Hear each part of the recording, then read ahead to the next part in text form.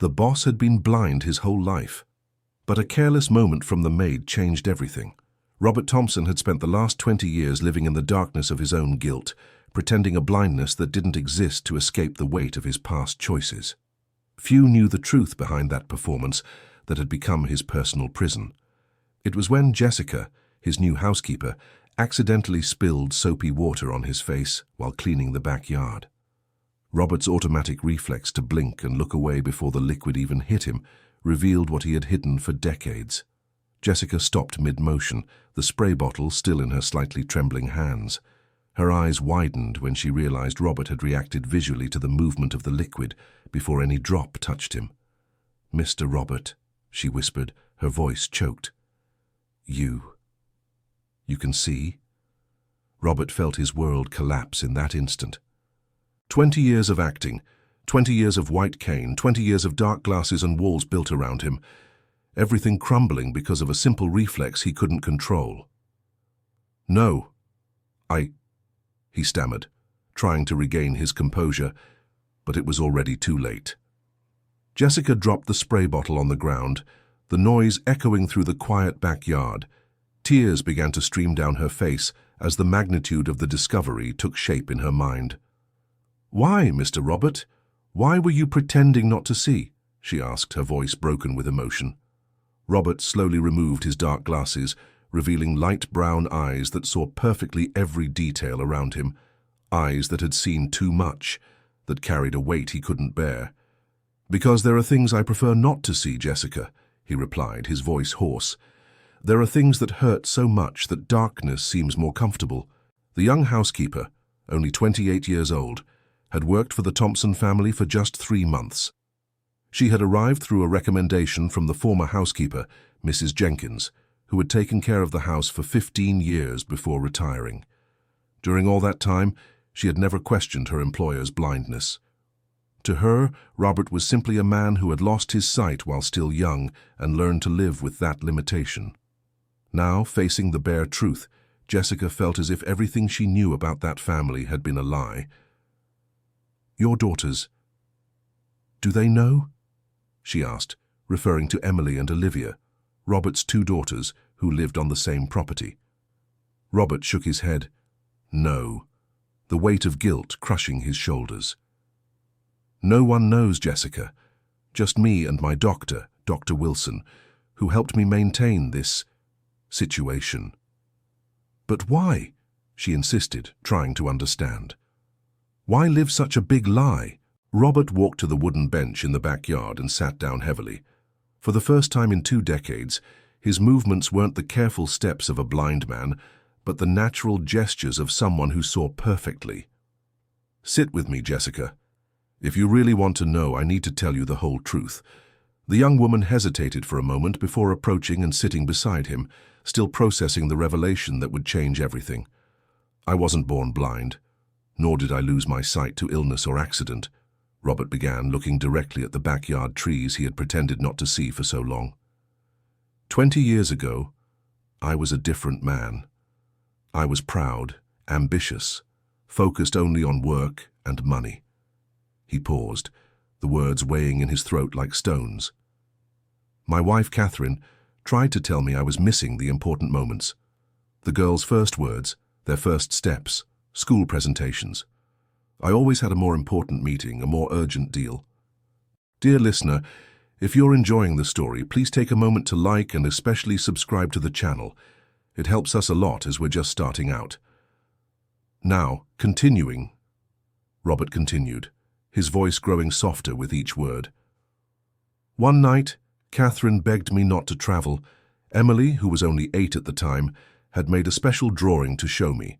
Olivia, at 6 years old, had learned a new song on the piano. They wanted a family night." Jessica noticed how Robert's hands trembled slightly as he spoke. "But I had an important business proposal in New York. Millions were at stake. I told Catherine they would understand when they were older, that I was doing everything for them." "And did you go?" Jessica asked gently. "I did. And that night, while I was closing the biggest deal of my life in a luxury hotel, my family was in a car accident on their way back from my mother-in-law's house. The silence that followed was deafening. Robert took a deep breath before continuing. Catherine didn't survive her injuries. The girls were hospitalized for weeks, Emily with a severe concussion and Olivia with multiple fractures. Jessica brought her hand to her mouth, her eyes filling with tears. When I got the call from the hospital, I was toasting to my success. When I arrived at the hospital 12 hours later, Catherine had already passed, and the girls were in critical condition. "Mr. Thompson," Jessica whispered, but he raised his hand, asking to continue. "The girls survived, thank God. But when they woke up, when they saw me, I saw something in their eyes that completely destroyed me. It wasn't anger, Jessica. It was disappointment. A disappointment so deep it broke me inside." Robert stood up and walked a few steps, always keeping his eyes fixed on the ground. "Emily asked me where I was when Mommy needed me. Olivia, still with a weak voice from the medications, told me that Mommy had called my name before he couldn't finish the sentence. During the following weeks, while caring for them in the hospital, I noticed they looked at me differently, as if I were a stranger, as if the trust they had in me as a father had been broken forever." Jessica approached him, gently touching his arm. "That's when I made the most cowardly decision of my life," Robert continued. "I thought if I couldn't bear to see the disappointment in their eyes, if I couldn't face the reality of what my absence had caused, then I simply wouldn't see." "You pretended to be blind?" she asked, still trying to process the complexity of the situation. "I spoke with Dr. Wilson, who had been a family friend for years. I explained my situation, my unbearable guilt. He tried to convince me to seek psychological help, but I was determined. I said I had developed traumatic blindness because of the shock of the loss." Robert returned to the bench and sat down again. "The girls became different with me after I lost my sight. Their anger turned into care, their disappointment into protection. It was easier to be the blind father who needed care than the father who had failed them when they needed him most." "But Mr. Thompson," Jessica said, trying to understand, "they spent 20 years taking care of you, built their lives around this need. Emily never married because she said she couldn't leave her father alone. Olivia turned down several job opportunities in other cities for the same reason." The revelation hit Robert like a punch to the stomach. He hadn't fully considered how his lie had shaped his daughters' lives. I thought I was protecting them from the truth. I thought it was better this way." "Better for whom, Mr. Thompson? For them or for you?" Jessica's question echoed through the backyard, like a bell ringing the truth. Robert remained silent for long minutes, processing decades of self-deception. "I need to tell them, don't I?" he finally asked, his voice almost a whisper. "I think they deserve to know the truth," Jessica replied gently. "But I also think they deserve to have the chance to choose how to react to it." At that moment, the sound of a door closing echoed through the property. Emily had arrived from work. "Dad, Jessica, where are you?" her voice called from inside the house. Robert felt panic grip his chest. He quickly put his sunglasses back on, but his hands were shaking so much he almost dropped them. "We're in the backyard, honey," he replied, trying to keep his voice steady. Emily appeared at the back door, a 28-year-old woman with brown hair tied in a bun and professional attire indicating her career as an accountant. Her eyes immediately noticed something different about the scene. "Did something happen?" she asked, looking from Robert to Jessica. "You both look strange." Jessica looked at Robert, hoping he would take the lead, but the man seemed paralyzed. "We had a little accident with the cleaning," Jessica said quickly. "I accidentally spilled some soapy water on your father." "Daddy, are you okay?" Emily approached, carefully examining Robert's face. "It didn't get in your eyes, did it?" "No, honey. I'm fine," Robert replied, but his voice sounded strange even to himself. Emily spent the rest of the afternoon watching her father more closely than usual. There was something different in his movements, a tension in the air she couldn't identify. When Olivia arrived from her education course in the evening, the atmosphere in the house remained heavy. Olivia, 2 years younger than Emily, had inherited her mother's more observant temperament and soon noticed something was out of place. "What happened here today?" she asked during dinner. her green eyes analyzing every expression around the table. "Why do you think something happened?" Emily replied, but there was defensiveness in her voice.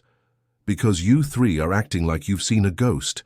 Daddy barely touched his food, Emily. You can't stop looking at him, and Jessica looks like she's about to cry any minute." Jessica abruptly rose from the table. "Excuse me, I need to finish some chores," she murmured, and quickly left the kitchen. "Now, I'm sure something happened," Olivia said, crossing her arms. "Is someone going to tell me, or will I have to find out on my own?" Robert felt his heart race. The pressure of maintaining the lie was becoming unbearable, especially knowing that Jessica knew the truth.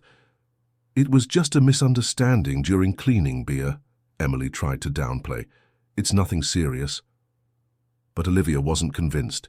She had developed over the years a special sensitivity for noticing when something was wrong with the family. She was usually the one who noticed when her father was sad or worried, even without him saying anything. After dinner, while Emily washed the dishes and Robert had withdrawn to his room, Olivia went to look for Jessica, who was in the backyard gathering clothes from the line. "Jessica, can I talk to you?" Olivia asked softly. The young housekeeper stopped what she was doing and turned around, her eyes still red from crying all afternoon. "Of course, Miss Olivia." "You can just call me Bea, you know that," Olivia said with a gentle smile. "What really happened today? And don't tell me it was just an accident with detergent, because I've known my father for 27 years, and I've never seen him so shaken." Jessica felt the weight of the truth pressing on her chest. She had spent the last few hours trying to decide whether to tell or not, whether it was her place to reveal such a deep secret. "Bea," she began, but stopped. "I don't know if I should. Jessica, my father, and my sister are the only people I have in the world. If something is wrong, I need to know. Please." The sincerity and love in Olivia's voice touched Jessica's heart.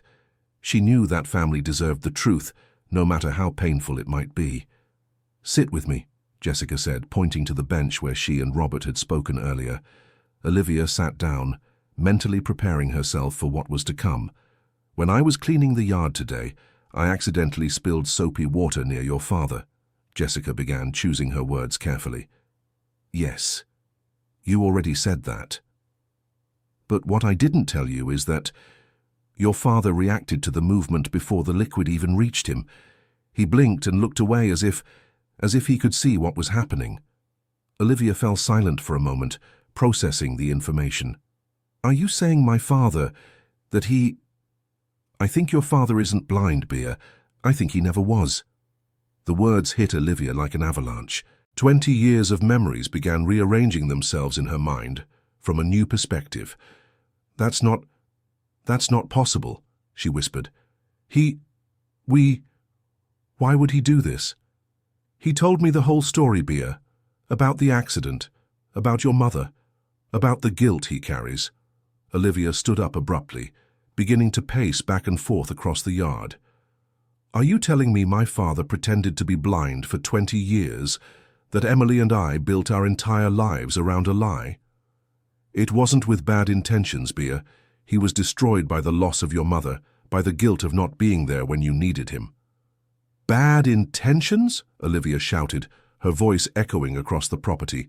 "Emily never married because she thought she couldn't leave her blind father alone. I turned down 3 jobs in other cities. We spent 2 decades caring for someone who didn't need care." Dear listener, if you're enjoying the story, please take a moment to like and especially subscribe to the channel. It really helps us who are just starting out.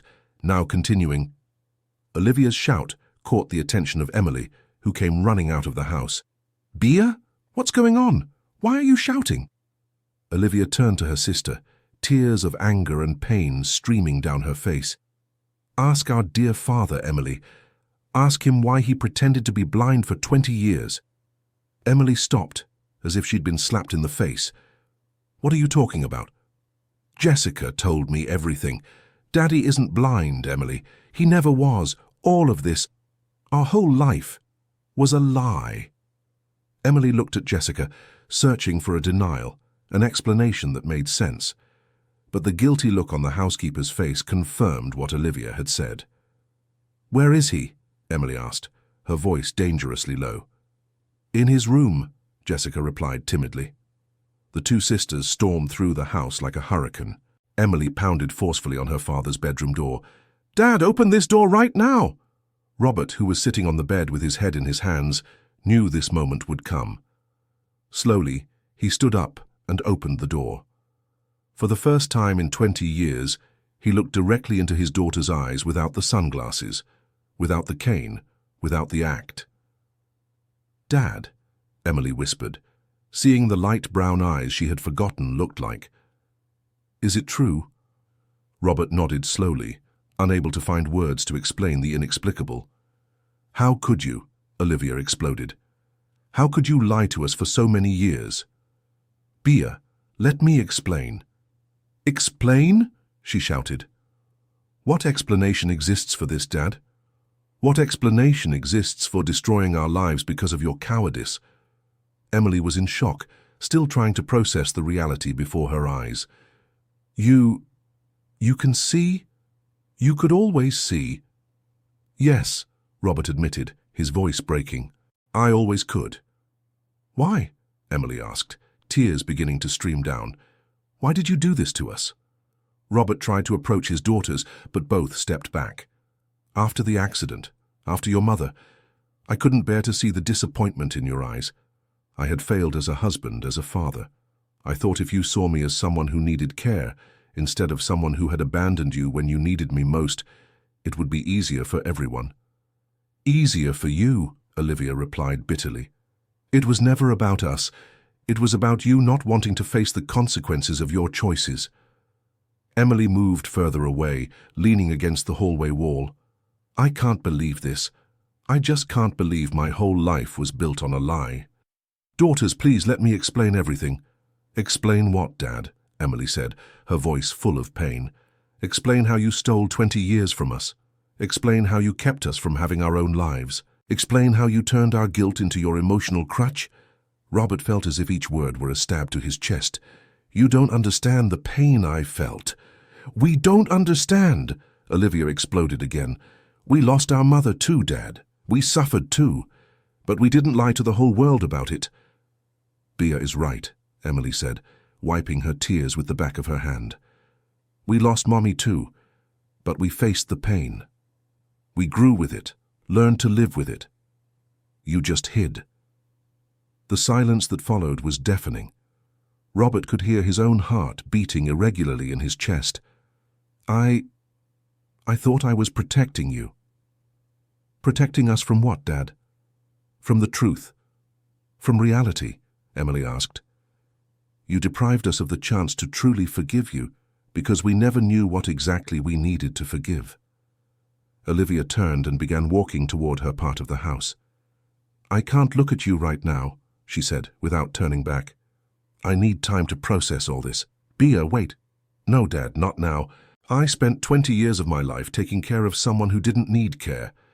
I turned down chances to be happy because I thought you depended on me, and now I find out it was all an act." Emily also began to walk away, but stopped halfway down the hallway. "You know what hurts me the most, Dad?" she said, still with her back turned. "It's not even the lie. It's the fact that you didn't trust us enough to give us a chance to deal with the truth. You assumed we were too weak to forgive, too immature to understand." "That's not true, Emily." "Yes, it is." She turned around, her eyes red from crying. "Because if you really knew us, you would know we could have worked together to overcome the pain. You would know the love we feel for you could have withstood the truth." With these words, Emily also withdrew, leaving Robert alone in the hallway. Jessica, who had witnessed the entire confrontation from a distance, slowly approached. "Mr. Thompson," she said softly. "They're right, Jessica," he replied, his voice almost inaudible. "I destroyed their lives because of my cowardice. You made a very big mistake, but there's still time to make things right."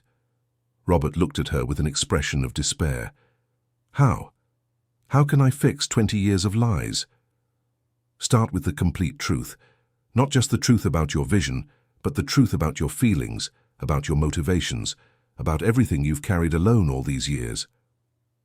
Robert stayed awake all night, thinking about Jessica's words and his daughter's reactions. For the first time in 2 decades, he was seeing his situation with complete clarity. The next morning, he found Emily in the kitchen making coffee. She had cried all night. Her swollen eyes told the story. "Emily, can we talk?" She didn't answer, just kept stirring her coffee. "Please, honey, I know you're hurt and you have every right to be, but I need you to know the whole truth." "What truth, Dad? Didn't you already say everything yesterday?" "No, there's much more you need to know." Emily finally looked at him, and Robert saw something in her eyes he hadn't seen in 20 years.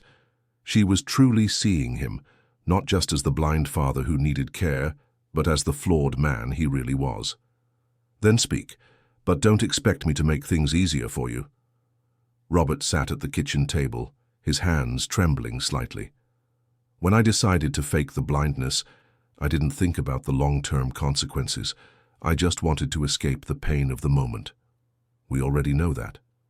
But what you don't know is how it consumed me over the years. Every lie I had to tell, every moment you made sacrifices for me, every time someone praised you for taking such good care of your blind father." Robert paused, fighting back tears. "I died a little inside each day. But I was so deep in the lie that I no longer knew how to get out of it. Then why didn't you tell the truth sooner? Because I was too much of a coward, and because you all seemed happier taking care of me than you were after the accident." Emily slammed her fist on the table. "We seemed happy because we thought we were helping you, because we thought we were making a difference in the life of someone we loved. I know that now. Do you? Do you really, Dad? Because if you truly knew, you would have told us the truth long ago." Olivia appeared in the kitchen doorway, still in her pajamas and with eyes as red as Emily's.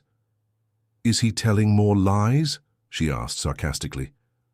"Liv, please." "No, Dad. Don't ask for understanding now.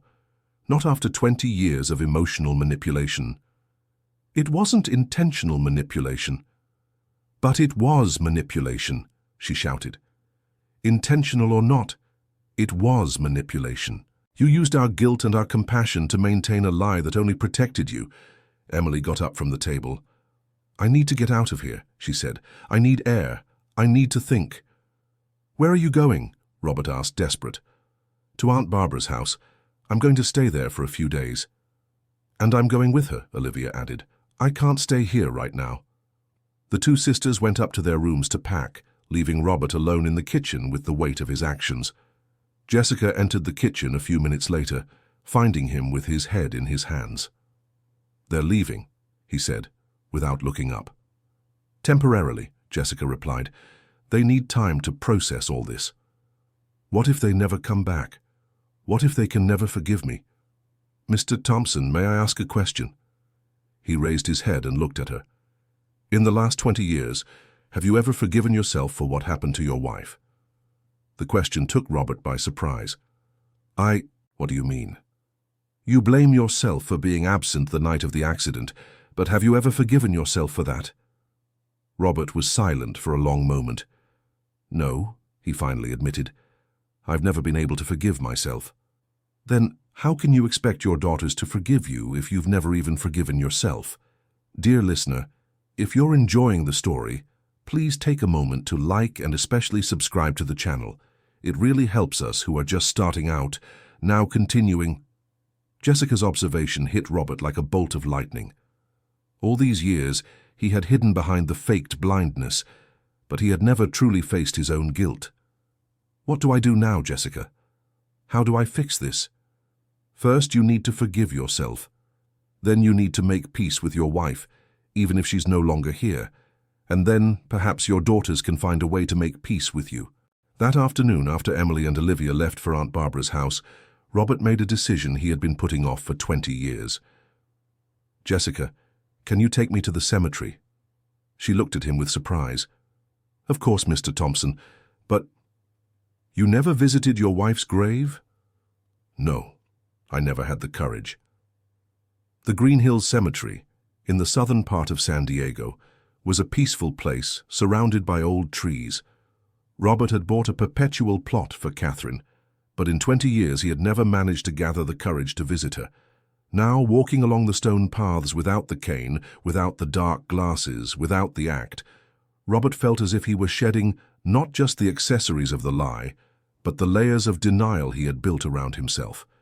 Catherine's grave was simple and elegant, with a white marble headstone that bore only her name, dates, and the phrase, "beloved wife and mother." Robert knelt before the headstone, tears finally finding freedom to flow. "Catherine," he whispered, "I know I have no right to be here after so long, but I need to ask your forgiveness." The gentle wind rustled the leaves of the surrounding trees, creating a natural symphony that seemed to embrace his words. "I failed you, my love. I failed as a husband, as a father, as a man. And after you left, instead of honoring your memory by being better, I hid behind a lie." Robert touched the headstone with trembling hands. "The girls grew up thinking I was blind, Catherine.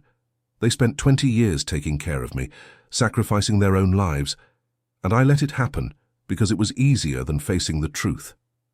Jessica watched from a distance, giving him privacy for that long-delayed moment. "Emily never married because she thought she couldn't leave me alone. Olivia turned down opportunities because she thought I depended on her. I stole 20 years of their lives, Catherine, and all because of my cowardice." The tears fell freely now, washing away 2 decades of pent-up guilt. "I should have been home that night. I should have valued Emily's drawing and Olivia's music. I should have listened to you when you said business could wait." Robert stood up and walked around the grave as if talking to Catherine face to face. "But I can't change the past, my love. What I can do now is try to fix the present. I need to regain our daughter's trust. I need to prove to them that I'm capable of being the man you always wanted me to be." He knelt again. "Help me, Catherine. Give me the strength to face this battle, because now I understand that pretending to be blind wasn't protecting me from the pain. It was keeping me from healing." Robert stayed at the cemetery until sunset, talking to Catherine about the 20 lost years, about the girls, about his regrets and his hopes for the future. When he finally got up to leave, he felt different, lighter, but also more responsible. The weight of guilt hadn't completely disappeared, but now he was ready to carry it productively instead of letting it crush him. "Jessica," he said as he approached the car, "I need to do one more thing today." "What do you need to do?" "I need to go talk to Dr. Wilson." Dr. Wilson was a 68-year-old man, a retired ophthalmologist who had been a friend of the Thompson family for decades. He had been a reluctant accomplice in Robert's charade, always hoping that one day his friend would find the courage to tell the truth. When Robert and Jessica arrived at the doctor's private office, Dr. Wilson was finishing up with his last patients of the day. "Robert," he said, surprised to see him without the sunglasses and cane. "What happened?" "The truth came out, Doctor. My daughter's found out." Dr. Wilson sighed deeply, a mixture of relief and worry on his face. "It was inevitable, Robert. I always knew this day would come." "Why did you never force me to tell the truth before?" Robert asked. "Because you weren't ready. A man can't be forced to face his demons, Robert. He needs to choose to do so." They sat in the office as Dr. Wilson poured coffee. "How did they react?" the doctor asked. "How you'd expect them to react, with anger, disappointment, pain. They went to Catherine's sister's house." "And now, what's your plan?" "That's the question, Doctor. I don't know how to fix 20 years of lies." Dr. Wilson leaned forward, his hands clasped. "Robert, you have to understand one important thing. Your daughters aren't just furious about the lie. They're furious because the lie stole from them the opportunity to make an informed choice about their own lives. I know that now. Emily never married. Olivia turned down jobs. But it wasn't just because of your supposed blindness, Robert. It was because they loved you and wanted to take care of you. The lie didn't change their love, but it distorted how they expressed that love." Robert nodded, beginning to understand the complexity of the situation. "So, how do I prove to them that I deserve a second chance?" "You don't prove it," Dr. Wilson said firmly. "You can't earn forgiveness, Robert. You can only become worthy of it and hope they choose to offer it." "And how do I become worthy?" "By being completely honest from now on. No half-truths, no omitted information. If they ask anything about the last 20 years, you answer with complete transparency. Dr. Wilson paused before continuing. And most importantly, you need to help them rebuild their lives. Emily is 28, still young enough to find love and start a family if she wants. Olivia is 26. She can still pursue the career opportunities she rejected. How can I help with that? By showing them that you not only approve, but encourage their independence. Prove that you no longer need care, that you can live your own life fully. Robert left Dr. Wilson's office with a clearer understanding of what he needed to do, but he knew it would be a long and painful process. During the next 3 days, he stayed alone in the house with Jessica. The young housekeeper had become not only his confidant, but his moral advisor. "Mr. Thompson," she said on the third evening, "the girls called today." Robert, who was sitting in the backyard looking at the stars for the first time in 20 years, straightened up. "What did they say?" "Emily wants to know if you're okay. Olivia asked if you're eating properly." "They still worry about me?" he asked, a hint of hope in his voice. "Of course they worry. They spent 20 years loving you. That doesn't change overnight, even with all the anger they're feeling." "What else did they say?" "That they're coming back tomorrow. But not for things to go back to normal, Mr. Thompson. They're coming back to have a real conversation." Robert spent that night awake, mentally preparing for what might be his last chance to win back his daughters. Emily and Olivia arrived the following afternoon. Robert was in the backyard when he saw them approaching, and for the first time in 20 years, he could truly see his daughters, not through the performance of a blind man, but through the eyes of a father who was finally willing to face reality. Emily had grown into a strong and independent woman, but Robert could see the tension in her shoulders, the worry lines around her eyes that shouldn't have been there at 28.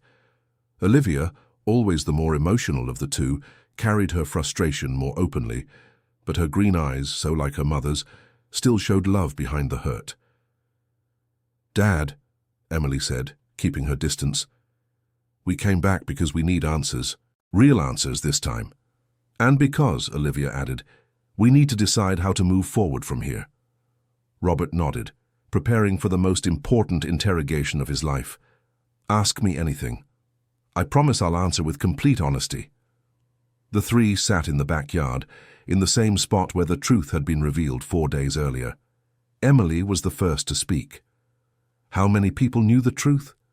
"Just Dr. Wilson and me." "Did Mrs. Jenkins know?" Olivia asked, referring to the former housekeeper. "No, Celia genuinely believed I was blind." "And Jessica? How did she find out?" Robert recounted in detail the accident with the spray bottle, the involuntary reflex that had revealed everything. "All these years," Emily continued, "was there ever a moment when you thought about telling the truth?" Robert considered carefully before answering. "Yes, many moments. Especially when you made big sacrifices. When Emily turned down that job at the accounting firm in New York 5 years ago. When Olivia broke off her engagement to Daniel because he wanted to move to Chicago and she didn't want to leave me." Olivia flinched at the mention of Daniel. The engagement had ended 3 years ago and she had never fully gotten over the loss. "You remember Daniel?" she asked, surprised. "I remember everything, Liv. I saw how happy you were with him. I saw how much it hurt when you broke up, and I knew it was my fault. Why didn't you say anything?" "Because I was too much of a coward to admit I had built my entire life on a lie. It was easier to let you believe you were indispensable to me." Emily stood up and began pacing the yard. "You know what makes me the angriest, Dad? It's not even the lie itself. It's the waste." "What do you mean?" 20 years, Dad. 20 years when we could have had a real relationship. 20 years when we could have honestly dealt with losing Mom together. 20 years when I could have found someone to love. When Liv could have built the career she always wanted. Emily is right, Olivia added. The lie didn't just deceive us about your condition. It deprived us of an authentic life.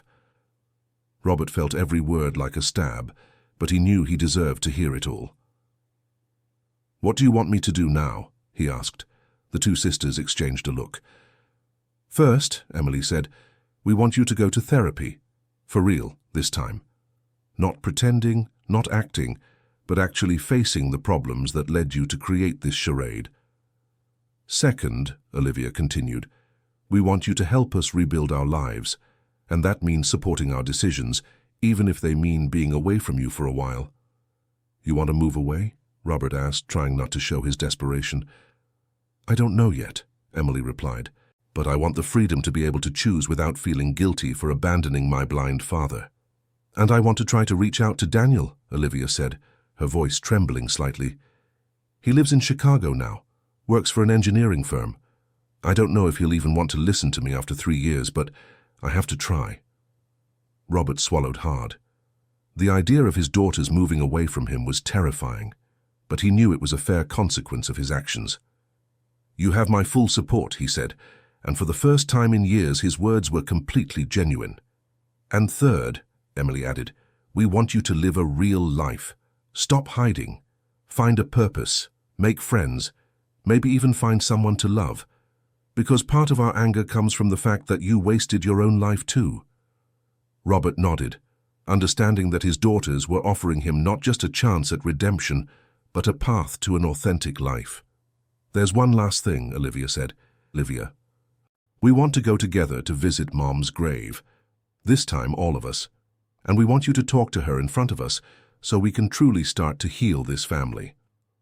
The following Saturday, Robert, Emily, Olivia, and Jessica, who had practically become a family member, went together to Green Hills Cemetery. It was the first time Emily and Olivia had seen their father at their mother's grave. For 20 years, they had gone alone, always wondering why their father never joined them. Now they knew it had been another consequence of his emotional charade. Catherine, Robert said, kneeling before the headstone as his daughters stood by his side. I'm here with our girls. They know the truth now, about everything. Emily and Olivia knelt too, each placing a hand on their father's shoulder. Mom, Emily said, speaking directly to the headstone, we found out that Dad wasn't blind. We're hurt, confused, but we're trying to find a way to forgiveness. Mom, Olivia added, I know you always wanted us to be a close family. We're trying to be that again, but this time with honesty. Robert looked at his daughters, seeing tears streaming down their faces. Catherine, he continued, I promise I'll go to therapy, that I'll face my fears and my guilt truthfully, and I promise I'll support our daughters in whatever decisions they make, even if that means staying away from me for a while. We still love you, Dad, Emily said suddenly, surprising herself. We're hurt and we'll need time, but we still love you. And we always will, Olivia added, because you may have lied about your sight, but you never lied about loving us. Robert turned to look at his daughters, and for the first time in 20 years, they hugged without the barrier of pretense between them. In the months that followed, the Thompson family went through a profound transformation. Robert started therapy twice a week with psychologist Dr. Sarah Miller, a specialist in grief and family trauma. For the first time in 2 decades, he was honestly dealing with his guilt over his absence the night of the accident and his complex feelings about losing Catherine. Emily decided to accept a promotion she had turned down years before. The accounting firm in New York was still interested in hiring her, and this time she said yes. She moved to a small but comfortable apartment in Greenwich Village and began building a life of her own for the first time. Olivia mustered the courage and called Daniel. The conversation was difficult.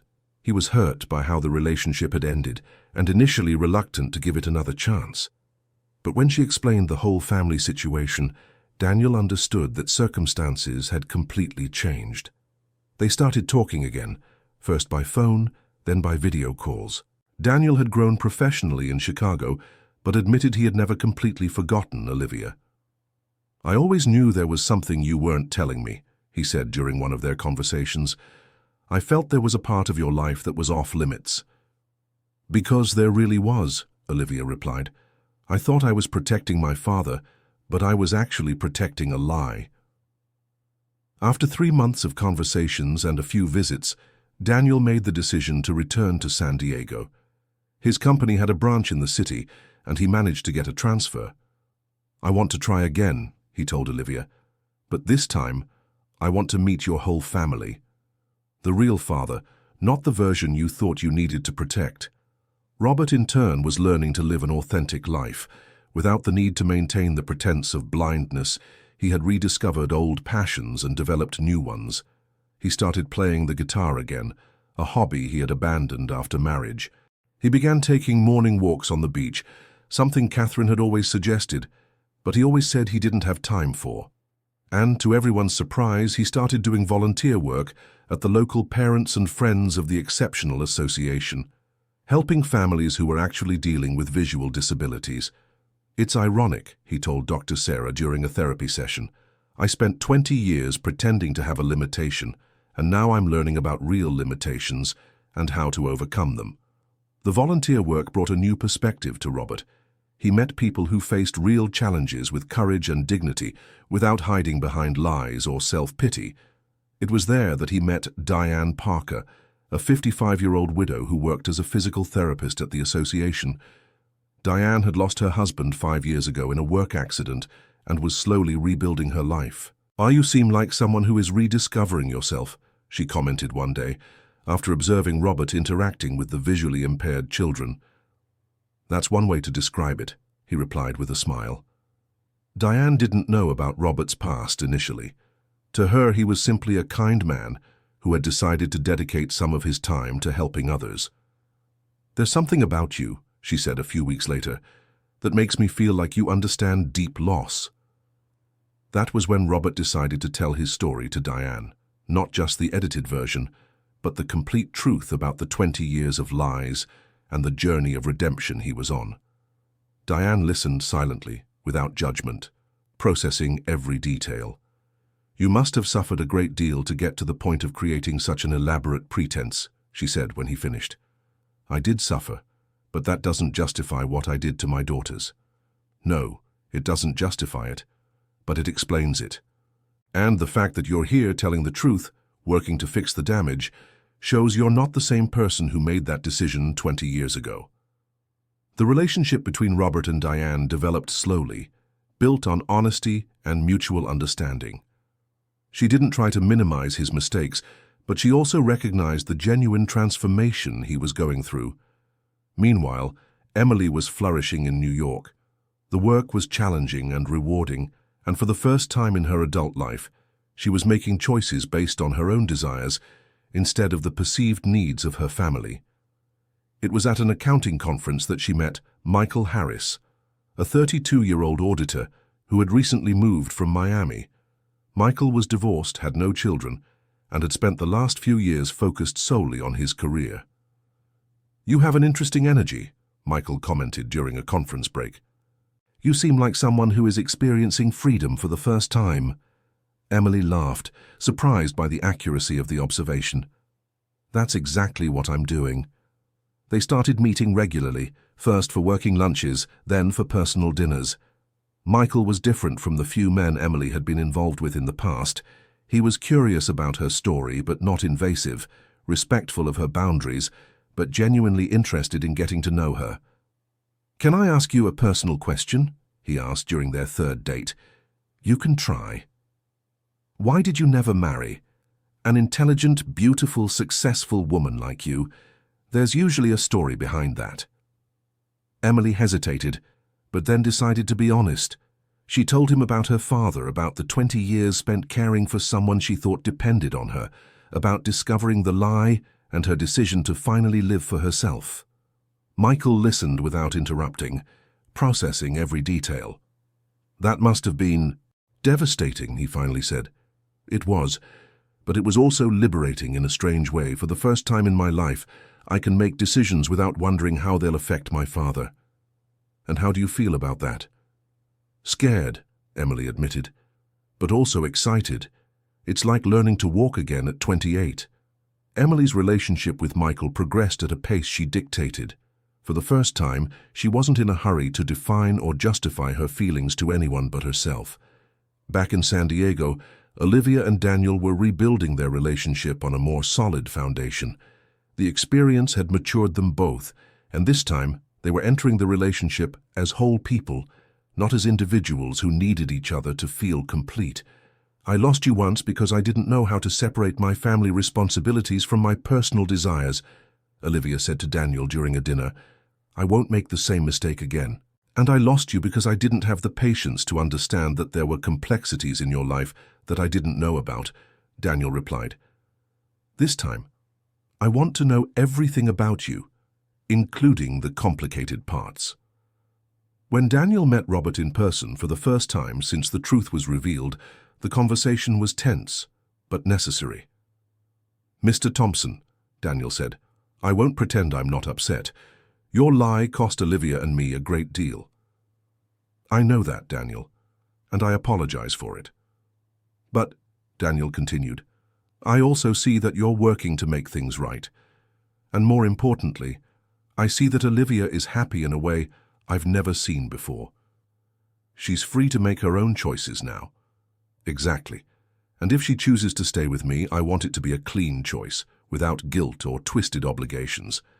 The conversation between the two men was an important step in the family's healing. Robert was learning that earning back respect meant accepting the consequences of his actions, even when they were painful. 1 year after the truth was revealed, the Thompson family had completely transformed. Emily was engaged to Michael and planning a wedding for the end of the year. She had found a balance between her career in New York and her connection to the family in San Diego, visiting at least once a month. Olivia and Daniel had married in a small, intimate ceremony, with only close family and dearest friends. They were living in a small house near downtown San Diego and planning to start a family. Robert was in a serious relationship with Diane, who had moved to the family estate a few months prior. Her presence brought a new and positive energy to the house, and she got along well with both Emily and Olivia. "It's strange," Emily commented during the Sunday lunch that had become a family tradition, "to see Dad actually happy, not pretending to be happy, not trying to convince us that everything is fine, but genuinely happy." "It's because he's finally living an honest life," Olivia replied. "It took a while, but he's facing his issues instead of running from them." Jessica continued working for the family, but now her role had evolved.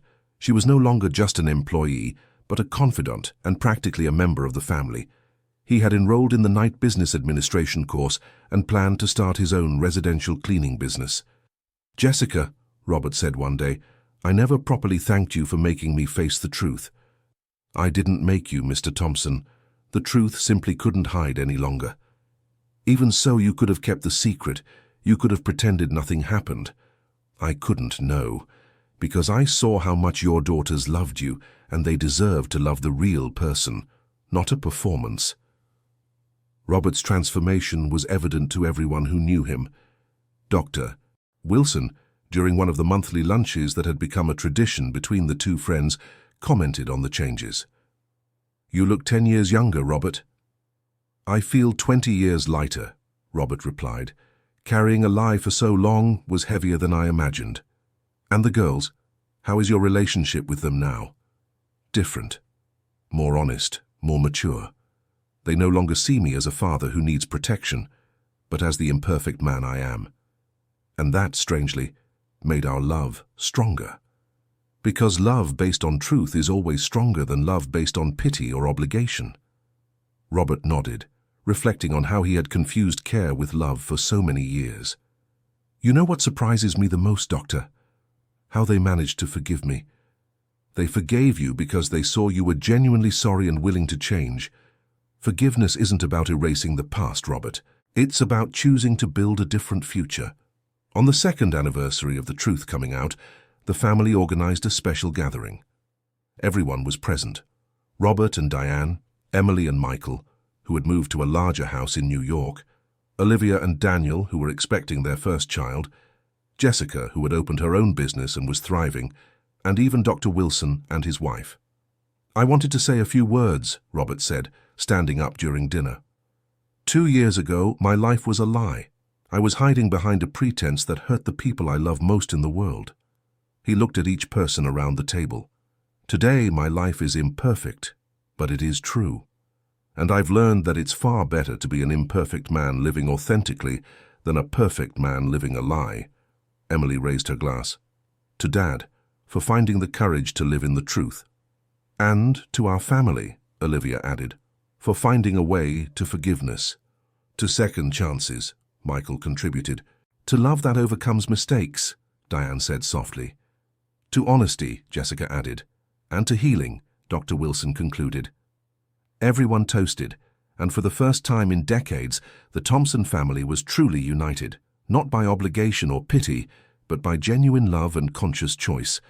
Later that night, after the guests had left, Robert found himself alone in the backyard, where it had all begun 2 years earlier. Diane approached and stood by his side. "What are you thinking about?" she asked. "About how one moment can change everything.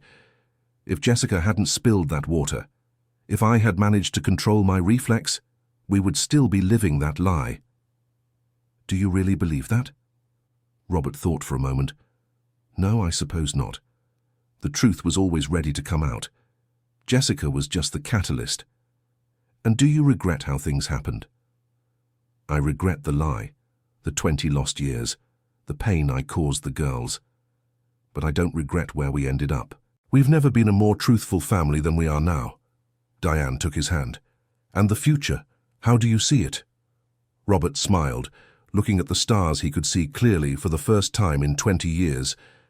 "I see a future where I can be a grandfather to Olivia's children without hiding who I am. I see a future where I can dance at Emily's wedding without pretending I need help to get to the altar. I see a future where I can love you without reservations or secrets. And I see a future," he continued, "where I can honor Catherine's memory by being the man she always wanted me to be, instead of hiding from her memory." They stayed silent for a few minutes, appreciating the tranquility of the night. "Robert," Diane said finally, "can I ask you a question I've been thinking about for a long time?" "Of course." "If you could go back in time and change that decision to pretend to be blind, would you change it?" Robert thought carefully before answering. "It's a complex question.